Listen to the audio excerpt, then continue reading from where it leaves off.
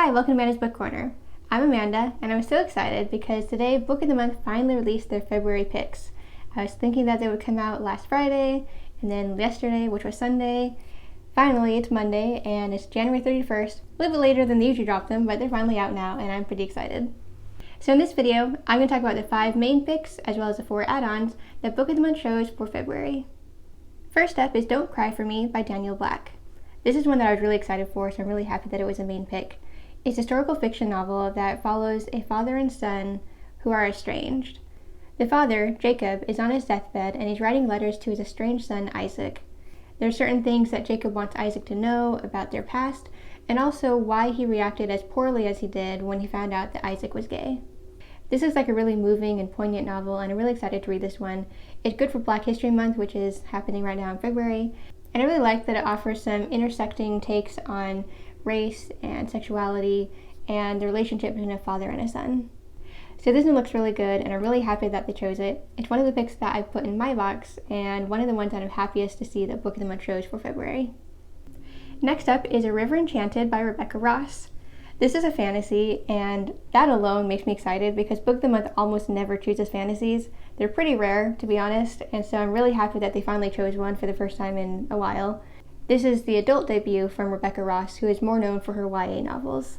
A River Enchanted is also the first in the series, and so if it's good, I'm definitely going to keep reading it. And I don't have high hopes that Book of the Month will keep offering the later books in the series, because they often don't do that. So I know it's always a risk getting a first in the series book from Book of the Month, because if you want your books to match, they often will not. But in any case, I'm excited for this one. This book focuses on a man named Jack who has left his home, the island of Cadence, and hasn't been back in a long time. But now he needs to return there, and upon arriving he finds that he needs to work with his ex-nemesis, Adara, to defeat some evils. One thing that really drew me to this book in particular is that it draws in music. It weaves in singing and musicianship, and that really plays a big role in the story, the plot, as well as the setting and the characters. And so for that reason alone, this is one of my main picks as well. It's a book that I was actually looking forward to, but I didn't have high hopes that it would be chosen by Book of the Month, so I was pretty surprised that it was one of their selections. In any case, this one looks like a lot of fun and very musical and very magical, and so I'm pretty excited for this one. Next up, we have The Golden Couple by Greer Hendricks and Sarah Pekkanen. This is a thriller, and it's also a 4-peat selection, which means that Book of the Month has chosen 3 previous books by this author duo, and this is the 4th one that they're offering. I have one of their books called You Are Not Alone. I haven't read it yet. I was planning to go back and get some of the other ones as well, but I haven't picked them up yet. So I understand that thrillers are probably the most popular genre on Book of the Month, and they always offer at least one pretty much every single month. For this month, I was actually expecting them to choose The Paris Apartment by Lucy Foley, which comes out this month on February 22nd. This one is actually an early release, and so I wasn't really expecting this one to come out just yet. I'm not surprised that it was chosen because, as I said, this is a 4P author, or author duo in this case. But in any case, I am surprised that it was a March main pick. The Golden Couple follows a therapist named Avery, who has a very interesting method. She only takes on clients if she knows that she can resolve their issues within 10 sessions, and if she can't, she won't take them on as a client. Then we meet the Bishops, Marissa and Matthew, who seem like a golden couple until Marissa cheats. Marissa seeks out Avery, who has lost her license by this point because of her weird methods, but she's convinced that only Avery can help her. But when this couple starts working with this therapist, things start to get pretty crazy. I don't know exactly what happens, but I do know that there's more at risk than just this one marriage. So I don't know what that means, but it sounds pretty interesting. I'm not sure if it stands out compared to other thrillers that I've seen, and I am starting to get a little bit worn out of thrillers in general. I still like them, but as a genre, I'm just not as excited by them as I used to be. But I've heard good things about this one, so it could be a good pick, and although I haven't read any of this author duo's previous books, I've heard great things about them, so it's probably a good one to pick if you like your thrillers. Next up, we have Vladimir by Julia May Jonas. This one's a literary fiction, and it's been making some waves lately, and in case you didn't see that cover, it's been getting some interesting feedback from people. People are kind of losing their minds over the cover. I've heard a lot of negative feedback in particular. It seems like a lot of people don't like the cover. They think it misrepresents the book or makes you think of something from the 80s. To be honest, I don't really have strong feelings about it. I wouldn't say I'm drawn to the cover. I don't really like it that much, but I'm not repelled by it either. It's interesting though. It's an interesting choice for sure. But anyway, let's focus on the actual plot of the book. Vladimir is about an unnamed 50-something-year-old woman who is a beloved professor at a university. But then her husband, who is also a professor, comes under fire for sexual harassment allegations. So this kind of draws in themes of the Me Too movement, but it goes about it in a very different way. But then the narrator, instead of focusing on her husband and sexual harassment allegations, it seems like she goes into a different direction and she kind of develops an obsession with another guy named Vladimir. And from there, everything gets pretty complicated. I've heard some mixed feedback on this one, to be honest. I've heard some very negative reviews, but I've also heard some people that really like it and found it kind of humorous. So I'm not really sure how I would feel about it, and I'm not really sure how you would. I guess you'd have to do some further research on this one. But it's definitely one that seems to be divisive, not only about the cover, but also about the actual plot and the execution of the book. In any case, it's definitely a book that's getting a lot of attention lately, so I can see why Book of the Month was drawn to it. And then the last of the 5 main picks is Peach Blossom Spring by Melissa Fu. This is another one that I'm pretty excited for. It doesn't come out until March, and so I was surprised to see it already. It is an early release, and it's also a debut novel. But I'm really excited about this one. It's historical fiction that's been compared to Pachinko by Min-Jin Lee.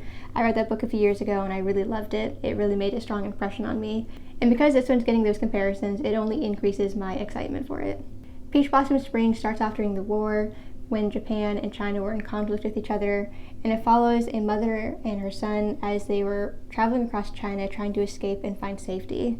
Then fast forward several decades, and the son is now all grown up and he has a daughter, and she's asking questions and he's not really interested in talking about his past. And so this looks like a really interesting and layered look at family and at trauma and at the secrets that we try to bury from our past that are just too painful to talk about, and how things get passed on to your children and your grandchildren. It looks like a really beautiful novel, and this is also one of the picks that I chose. It looks like it's going to be a rather emotional and very powerful read. And now for the 4 add-ons. The one that I was most excited for, that I was really anticipating, and I'm excited that it's chosen, is I Must Betray You by Ruta Sepetys. Book of the Month has released 2 of her books before. I have both of them. I haven't read them yet, but I am planning to read them both this year. Those books being Salt to the Sea and The Fountains of Silence. And this one is her newest release. It's a young adult novel set in Romania in 1989, and it looks at the Romanian Revolution through the eyes of a 17-year-old named Cristian Florescu. At this time, Romania is still in a tyrannical dictatorship, and Cristian is on a mission to expose the truth to the world, even if it puts his life in danger. So although this is a young adult novel, the author is known for her hard-hitting and really eye-opening historical fiction novels, even if they are for younger readers. And this is one that I was super excited for. I actually ended up pre-ordering it elsewhere, which is why I didn't choose it in my box this month. But it's definitely one that I think everyone should read, and I haven't read it yet, but I have high hopes for it. So this is one that I was really looking forward to. Another book that's been getting a lot of buzz lately is What the Fireflies Knew by Kay Harris. This is a literary fiction, and it's a debut novel, and it's set in Michigan, and it follows a young black girl during one summer of her life. It's emotional, it has family drama, and it's set in the 90s. I've heard great things about this one. It seems like it's a very beautiful and also thought-provoking novel. I'm not sure, I wasn't particularly drawn to this one, but I know that a lot of people have been interested in this one, and it's been getting a lot of attention lately. So this is one that I think will be a popular choice for people. And then there are 2 more add-ons, both of which are relevant to Agatha Christie. First, we have Agatha Christie's 1937 novel, Death on the Nile, and we also have The Christy Affair by Nina de Gramont. So I don't think Death on the Nile really needs any introduction. It's one of the most famous mystery novels of the last century, and its movie adaptation is about to come out as well, so this is one that I think everyone has probably heard of, and if you haven't, then just know that Agatha Christie is credited with influencing many of today's thriller authors. The Christy Affair, in contrast, is a new book that looks at the 11 days when Agatha Christie went missing in the 1920s. So this is actually based on a real event, but it's definitely fictionalized and perhaps dramatized here. So this one looks interesting, especially if you like historical fiction novels and novels based on real people. This could be a good pick for you. So out of all the 9 new books, I ended up only choosing 3 of the 5 main picks. I ended up getting A River Enchanted, Don't Cry For Me, and Peach Blossom Spring. I would have gotten I Must Betray You as well, because I'm really excited for that one, but as I said, I pre-ordered that elsewhere. And I have to be honest, out of the other picks that I didn't choose, I wasn't really excited for any of them. Oftentimes I'll add one to my TBR and hopefully get to it in a future month, but none of these really made it to my TBR, so I wasn't excited about them, but I'm sure that they have plenty of people who would love to read them. Now I will say I was pretty surprised with the selections that Book of the Month made this month. First of all, there were certain things that I thought they missed. They didn't get any romance, which I'm sure everyone that loves Valentine's Day is going to be a little bit upset about. I don't think there was that much diversity. It should have had more diversity. And considering that February is Black History Month, you would have thought that there'd be more Black authors and books about Black characters, but there were only 2 this month, one of which was an add-on, one of which was a main pick. There are definitely some books that I was hoping that they would pick, and I was surprised that they didn't. I already mentioned The Paris Apartment by Lucy Foley. Another one that I was pretty excited for is I'm So Not Over You by Kosoko Jackson.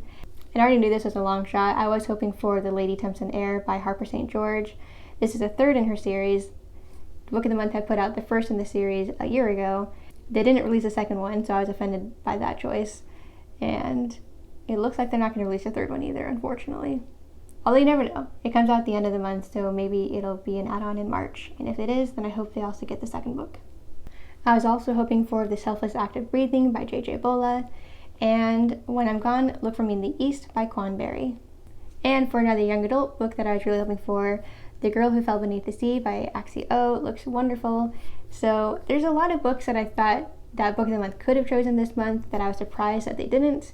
And I don't know, I wasn't too excited that there are not only 1 but 2 books by or about Agatha Christie. It seems like a bit much and a little bit heavy-handed with the tie-in with her new movie that's coming out. I don't know, a little bit questionable choices. I think there's some really good choices this month, but I think there are also some kind of meh choices and a lot of missed opportunities as well. And in my opinion, it doesn't look like the diversity is quite up to where it should be. So yeah, it was a little bit of a mixed bag this month. I liked the January picks a lot. I think the February picks were a little bit hit and miss, but all in all, I was able to fill out my 1 box. So at least I'm excited about that. So I hope you enjoyed this Book of the Month reaction video. If you did, please like, comment, and subscribe. And to make sure you don't miss any more of my videos, please ring the bell to get all my notifications. I put out about 1 to 2 videos like this one every week, as well as 2 to 3 book review videos every week. So thanks for watching this video, and I hope to see you in the next one. Bye!